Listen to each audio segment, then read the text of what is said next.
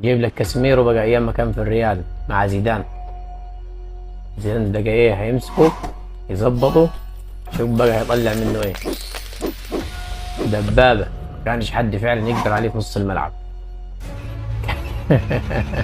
كان كله بيخاف منه يا باشا. صلاح ميسي كل اللعيبة بتخاف منه. كانش بيهمه حد.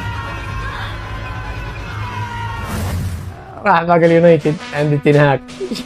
شوف هيعمل ليه بقى. فعلا مدرب والله عارف مدرب ينزله. شوف عارف لعبة دبابة بس لعبة. ضيع نفسه.